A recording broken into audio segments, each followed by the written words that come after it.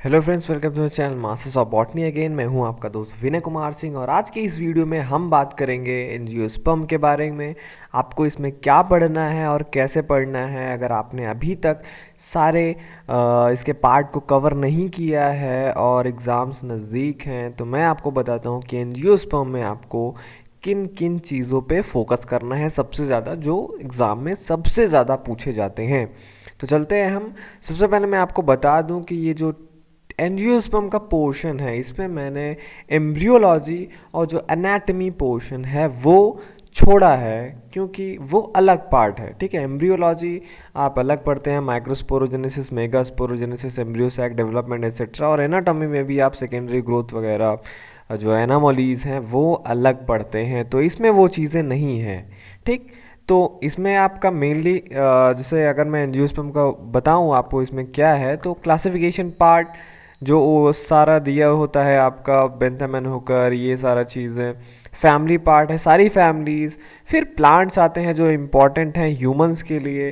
फिर external morphology आता है, वो भी इसमें इंक्लूडेड है। एक्सटर्नल मॉर्फोलॉजी, वेजिटेटिव और रिप्रोडक्टिव पार्ट, जो अगर आप बुक्स देखेंगे कहीं कहीं में एनाटमी में रखा हुआ है, लेकिन क्योंकि ये जो है प्लांट फैमिलीज से ओवरलैप करते हैं। जैसे एक्सटर्नल मॉर्फोलॉजी में आप पढ़ते हैं स्टेमन, गायनोशियम के टाइप्स, इन्फ्लोरेसेंस, फ्लावर कितने टाइप का होता है, फ्रूट कितने टाइप का होता है, तो यो एनाटॉमी का पोर्शन नहीं है। एनाटॉमी का मतलब जहाँ तक है आप समझ लीजिए इंटरनल पार्ट्स की जब हम बात करेंगे तब हम एनाटॉमी की बात करेंगे। तो यहाँ पे ये चार पोर्शन है एंजियोस्पर्म, मतलब कुल मिला के जो भी आप एंजियोस्पर्म के अंदर पढ़ते हैं, एम्ब्रियोलॉजी और एनाटॉमी को छोड़ दीजिए तो सारी चीज़ें इसमें एंजियोस्पर्म के अंदर आती हैं। ठीक, क्योंकि आप जब इन दोनों को कॉम्बिनेशन में पढ़ेंगे तभी आपका जो अंडरस्टैंडिंग है वो सबसे ज़्यादा होगा। तो क्लासिफिकेशन पार्ट के बारे में मैं आपको बताऊंगा, फैमिली पार्ट के बारे में बताऊंगा, प्लांट जो इंपॉर्टेंट है ह्यूमंस के लिए, कभी कभी ये इकोनॉमिक बॉटनी के अंदर आता है पर एक्चुअली ये रिलेटेड है टैक्सोनॉमी से ही मेनली। ठीक है, कौन से ड्रग्स, कौन से फाइबर एक्सेट्रा। फिर एक्सटर्नल मॉर्फोलॉजी जैसे मैंने आपको बताया। तो चलते हैं, सबसे पहला पार्ट जो है क्लासिफिकेशन पार्ट है। नहीं, सबसे पहले ओवरव्यू हम देख लेते हैं। ये जो चारों पार्ट मैंने आपको बताया, यहाँ से सबसे ज़्यादा क्वेश्चन कहाँ से आते हैं, कि इसका सबसे ज़्यादा कंट्रीब्यूशन है।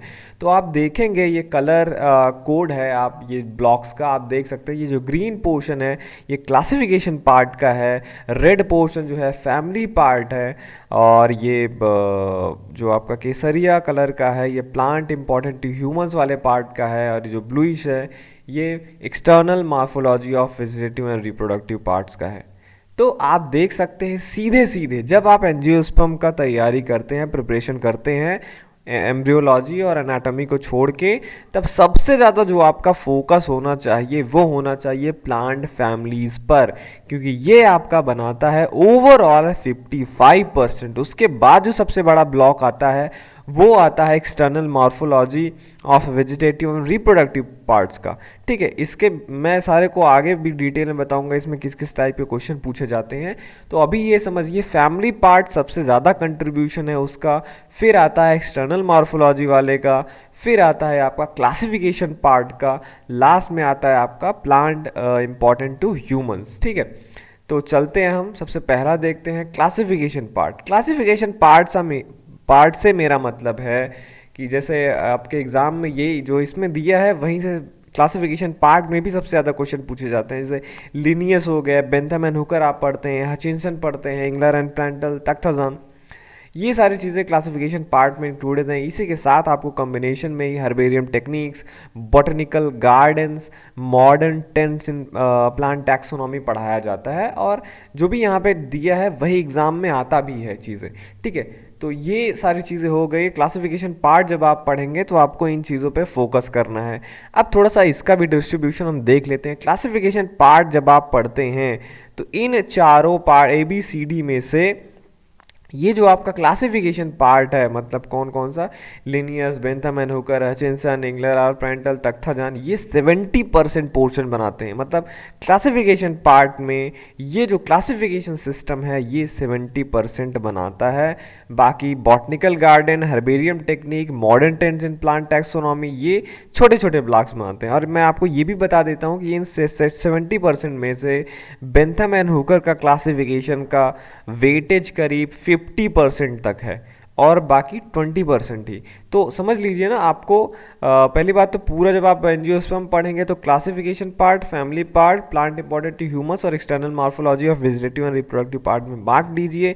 इस पे मैंने आपको बताया सबसे ज़्यादा जो क्वेश्चन पूछा जाता है वो फैमिली पार्ट से पूछा जाता है, फिर एक्सटर्नल मॉर्फोलॉजी से, फिर आपका आता है क्लासिफिकेशन पार्ट से। और सबसे पहले मैंने आपको क्लासिफिकेशन पार्ट के बारे में बताया, ये चार चीज़ें सबसे ज़्यादा पूछा जाता है। और इन चार चीज़ों में भी ये जो लीनियस, बेंथम एंड हुकर और हचिंसन वाला वो है, मतलब मेन जो टैक्सोनॉमी का पोर्शन है क्लासिफिकेशन का, यहाँ से सबसे ज़्यादा क्वेश्चन पूछे जाते हैं। उसके बाद आपका आप देखेंगे जो बड़े बड़े ब्लॉक हैं, modern trends in plant taxonomy, जैसे एम्ब्रियोलॉजी का यूज़ क्या है, न्यूमेरिकल टैक्सोनॉमी का यूज़ क्या है, कीमो टैक्सोनॉमी का यूज़ है वहाँ पे, और हर्बेरियम टेक्निक्स बोथ जगह से लगभग सिमिलर 13% क्वेश्चन पूछे जाते हैं। वहीं बॉटनिकल गार्डन से सबसे कम है।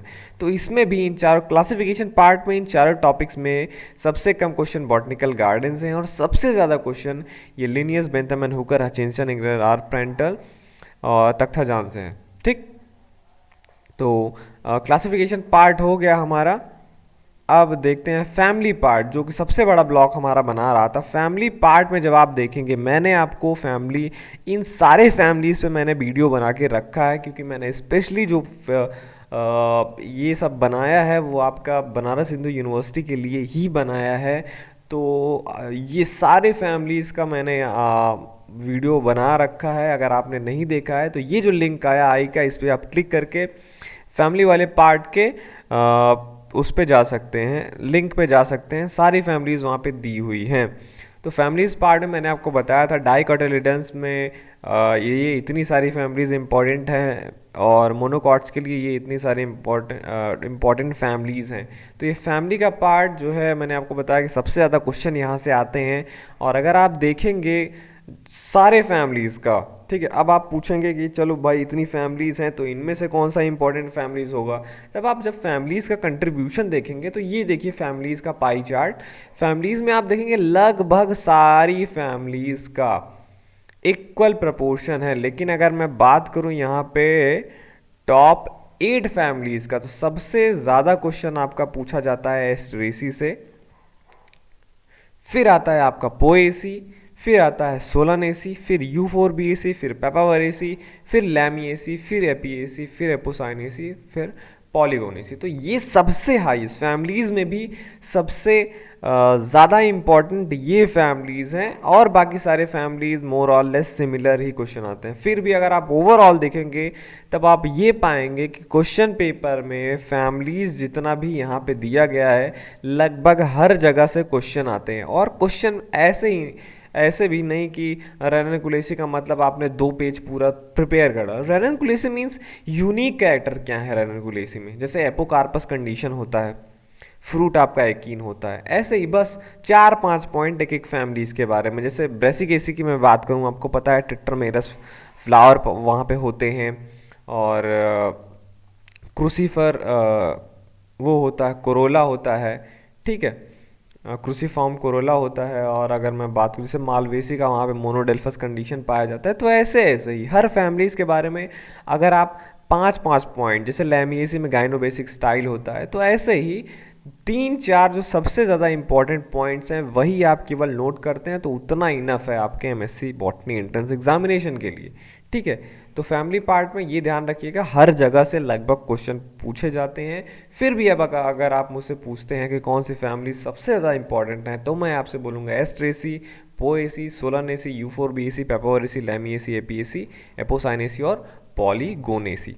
ओके, तो ये था फैमिली पार्ट, ये सबसे ज़्यादा इंपॉर्टेंट है। अब थर्ड पे चलते हैं, जो मैंने आपको बताया प्लांट इंपॉर्टेंट टू ह्यूमंस।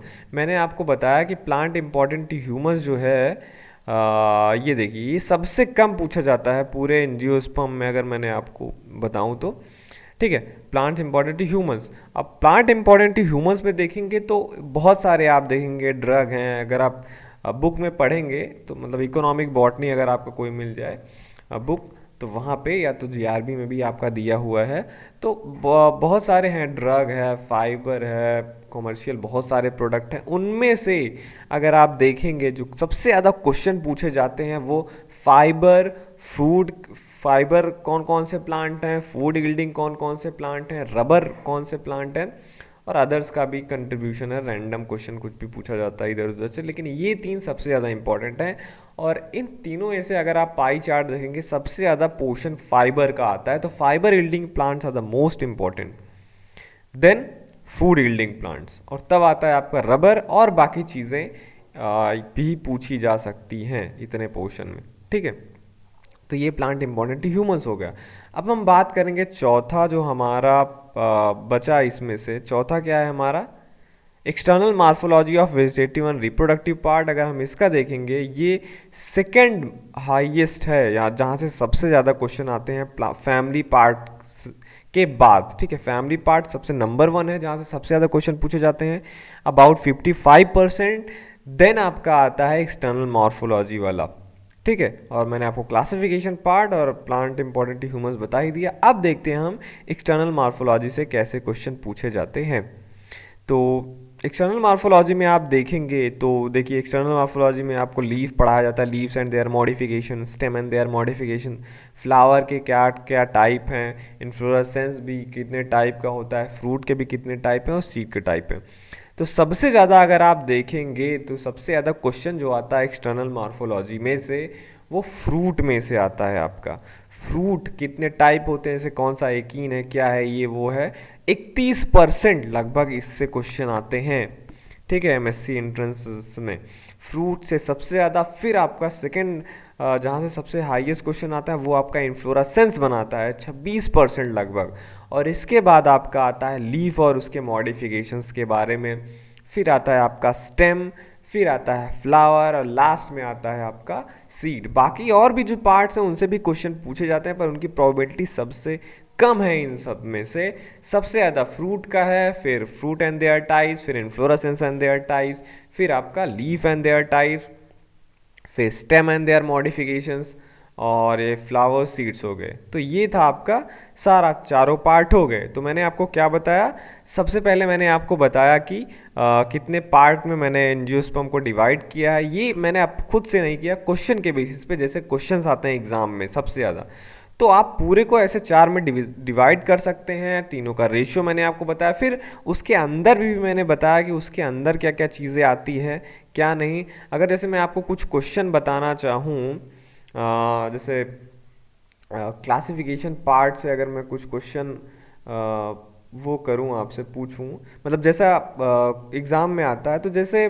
कभी कभी पूछता है कि अगर हर्बेरियम टेक्निक से पूछ लिया तो आइसोटाइप किसका डुप्लीकेट होता है, पैरा टाइप का, इलेक्ट्रोटाइप का, होलोटाइप का, या सिन टाइप का। मैंने अभी एक रिसेंट में वीडियो बनाया, उसमें मैंने आपको हर्बेरियम के बारे में बताया था। हर्बेरियम क्या, ये आइसोटाइप नियोटाइप के बारे में। अगर वो आपने नई वीडियो देखा है तो यहाँ पे क्लिक करके आप उस पर जा सकते हैं। ठीक है, तो वो हो गया। और मैं अगर आपसे पूछूं तो पूछता है हर्बेरियम किसको बोलते हैं, या सीरीज कितने थे Bentham and Hooker classification system में, जिम्नोस्पर्म कहाँ पे प्लेस किया गया था। फिर जैसे पूछता है कि लिग्नोसी और हर्बेसी जो है किसके क्लासिफिकेशन सिस्टम में था। ठीक है, सीरीज तो हो ही गए। और नेचुरल क्लासिफिकेशन सिस्टम किसका था। ठीक है, और आर्टिफिशियल क्लासिफिकेशन सिस्टम कैसा था। और जैसे डीमेरिट कौन सा है पूछ सकता है, प्रिमिटिव ऑर्डर कौन सा है तख्ताजान के क्लासिफिकेशन के अनुसार। ठीक है, तो ये सारी हो गए। अगर modern trends in plant taxonomy में तो कभी कभी पूछता है कि embryologically which genus has been separated from Ranunculaceae. तो वहाँ पे आपको ये सारी चीज़ें देखनी होगी। अगर हम बात करें फैमिली वाले पार्ट से, तो फैमिली नेक्स्ट आता है आपका। ठीक, क्योंकि ये क्लासिफिकेशन पार्ट हो गया। दूसरा मैंने आपको बताया फैमिली पार्ट। फैमिली मैंने आपको बताया कि सारी फैमिली के इक्वल चांसेस हैं। जैसे रोजेसी में पूछ सकता है रोजिसी से आता है एडनेट स्टिप्यूल किस में मिलते हैं, ब्रेसिकेसी में पूछ सकता है रेपलम किससे एसोसिएटेड है, ऑफ डिप्लोस्टिमुलस कंडीशन किस में मिलता है, जैसे ये मिलता है आपका कैरियोफिलेसी में। ठीक है, शोरिया रोबस्टा जो प्लांट है वो किससे बिलोंग करता है, जैसे डिप्टेरोकार्पेसी से बिलोंग करता है। और जैसे प्रोमगैनेट या अनार जिसको बोलते हैं वो किस फैमिली से बिलोंग करता है। सैफ्रॉन यील्डिंग प्लांट कौन सा है, स्पैडिक इन्फ्लोरेसेंस कहाँ पे पाया जाता है, गाइनोबेसिक स्टाइल कहाँ पे मिलता है। और लिलिएसिस जैसे पूछ सकता है ट्राइमेरस फ्लावर सुपीरियर रोबी और एक्साई प्लेसेंटेशन कहाँ पे पाया जाता है। पोएसी से पूछ सकता है कि इन्फ्लोरेसेंस क्या होता है वीट का, लॉडिक्यूल वगैरह आपने कहाँ पे पढ़ा है। ठीक है, लिग्यूल किसकी फैमिली का कैरेक्टरिस्टिक्स होता है, फ्लोरल बड कहाँ पे मॉडिफाइड होते हैं ट्रेंडल पे, ये सारे आपके फैमिली पार्ट में आते हैं। और प्लांट इम्पॉर्टेंट ह्यूमंस की अगर मैं बात करूँ तो आपसे पूछता है इसमें, क्लासिफिकेशन तो हो ही गया। इसमें प्लांट इम्पॉर्टेंट ह्यूमन जिसको आप इकोनॉमिक बॉटनी भी बोलते हैं, पूछ सकता है कि फेरुला सेफोडिटा जो अब हींग यील्डिंग प्लांट है वो किस पार्ट से होता है, जूट किस प्लांट से ऑब्टेन करते हैं, खस किस प्लांट से ऑब्टेन करते हैं, बास फाइबर कहाँ से ऑब्टेन करते हैं, सन हेम्प किसे बोलते हैं, और नेचुरल रबर कहाँ से हमें किसके लैटेक्स से मिलता है। ठीक है, और ये सारी चीज़ें हो गई। इसका अब एक्सटर्नल मॉर्फोलॉजी पे हम आ जाते हैं। एक्सटर्नल मॉर्फोलॉजी में से बहुत सारी पूछी, जैसे फिलोक्लेट किसका मॉडिफिकेशन है, रूट का, स्टेम का, विंग पेटियोल किस में मिलता है, पाइन एप्पल किसका एग्जाम्पल है, किस फ्रूट टाइप का, और इन्फ्लोरेसेंस दे सकता है, वर्टिसिलेस्टर किसका है, साइथियम किसका है, स्पाइगलेट किसका है, कैपिटुलम किसका है, हम ओनियन का कौन सा पार्ट खाते हैं। ठीक, और फाल्स फ्रूट कौन कौन सा है। और अगर मैं बात करूं तो लिगुलेट लीव्स कहाँ पे आपको मिलते हैं। ठीक है, हाइपोगोनस फ्लावर का मतलब क्या होता है, ओवरी के रेफरेंस में हाइपोगोनस फ्लावर होता है तो ओवरी कैसा होता है। ये सारी चीज़ें आपका आ गया यहाँ पे। कोकोनट फ्रूट किसका एग्जाम्पल है। तो ये सारे क्वेश्चंस हैं, यहाँ से आ सकते हैं। होप कि ये आपको सारा कुछ समझ में आया होगा एंजियोस्पर्म के बारे में। आपको एम्ब्रियोलॉजी एनाटॉमी के लिए मैं अलग से वीडियो बना दूंगा, इसमें आपको इन चारों टॉपिक पे सबसे ज़्यादा फोकस करना है, और इन चारों में से फैमिली पार्ट पे सबसे ज़्यादा, फिर एक्सटर्नल मॉर्फोलॉजी, फिर क्लासिफिकेशन पार्ट, लास्ट में आपका प्लांट इम्पॉर्टेंट ह्यूमंस। और इसके अंदर भी जो मैंने चीज़ें बताया, जैसे इसमें क्लासिफिकेशन सिस्टम पे आपको फोकस करना है, फैमिली पार्ट में सभी इक्वल हैं, उससे यहाँ पे जो फैमिलीज दिए गए हैं वो सबसे ज़्यादा इंपॉर्टेंट फैमिलीज़ हैं। इकोनॉमिक में आपको फाइबर, फूड और रबर पे ज़्यादा फोकस करना है। एक्सटर्नल मॉर्फोलॉजी में आपको फ्रूट, इन्फ्लोरेसेंस के टाइप पे और स्टेम के टाइप और उसके मॉडिफिकेशन पे सबसे ज़्यादा मेहनत करना है। तो ये था आपका वीडियो, होप कि आपको पसंद आया होगा, काफ़ी यूज़फुल होगा, प्रिपेयर करिए। और ये वीडियो देख रहे थे आप अपने चैनल मास्टर्स ऑफ बॉटनी पे, अगर आपने अभी तक सब्सक्राइब नहीं किया है तो ज़रूर सब्सक्राइब कीजिए। इस वीडियो के डिस्क्रिप्शन में भी काफ़ी सारे वीडियोस के लिंक है जो मैं आप प्रीवियसली अपलोड कर चुका हूँ, आप उस पर क्लिक करके जा सकते हैं, देख सकते हैं। तो चलता हूँ मैं, मिलूंगा आपसे नेक्स्ट वीडियो में। Thank you for watching this video.